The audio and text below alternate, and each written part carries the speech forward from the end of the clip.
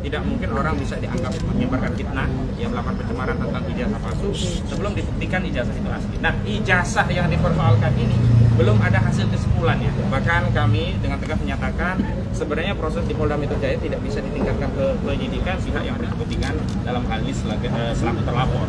Semestinya karena kasus ini sudah menjadi perhatian publik, harusnya ya berkaca pada kasus yang di Baris Krim Mabes Polri yang sebelumnya juga mengumumkan penghentian penyelidikan perkara dugaan tidak pidana pemalsuan dokumen ijazah palsu itu dihentikan sepihak, dan akhirnya kami mengajukan juga surat permohonan gelar perkara di Biro Wasidik Baris Krim Mabes Polri, dan surat itu ditindaklanjuti.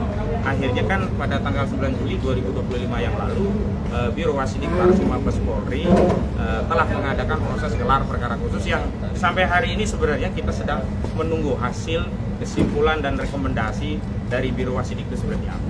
Nah, berangkat dari hal yang sama, karena Polda Metro Jaya melakukan tindakan repetisi kekeliruan yang dilakukan di Baris Krim Mabes Polri, yakni apa?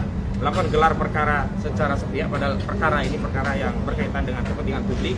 Juga perkara ini ada pihak-pihak yang menjadi terlapor, yakni klien kami, dan klien kami tidak dilibatkan dalam proses gelar perkara khusus di gelar perkara ya di Polda Metro Jaya.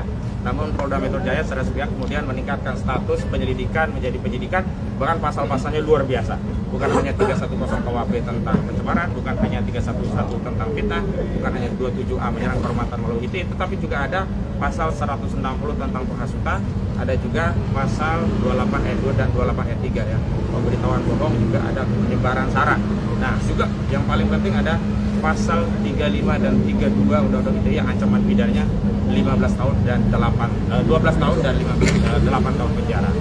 Jadi ini adalah satu tindakan yang normal karena kami juga mengambil dasar hukum yang sama sebagaimana kami sebelumnya pernah mengajukan permohonan gelar perkara khusus berdasarkan ketentuan pasal 31 dan 33 Perkapolri nomor 6 tahun 2019. Hari ini pun kami akan menyerahkan surat permohonan gelar perkara khusus kepada Kabak Wasidik Polda Metro Jaya dengan dasar sama pasal 31 junto pasal 33 Perkapolri nomor 6 tahun 2019. Penting ini kami sampaikan karena harus ada tindakan berimbang yang sama, equal, agar ada jaminan keadilan dan kepastian hukum.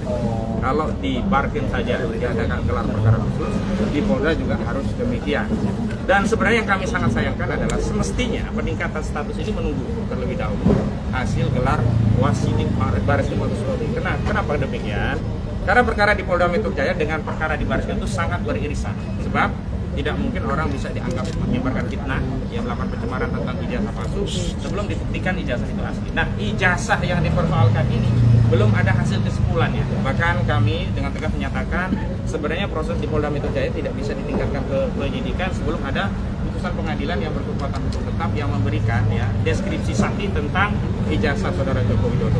Kalau hari ini kan ijazah sedang dalam sengketa, jadi tidak cukup dengan statement dari UGM, tidak cukup statement dari lawyernya, tidak cukup statement bahkan dari Baris Krim Mabes Polri, dan yang paling aneh ada proses.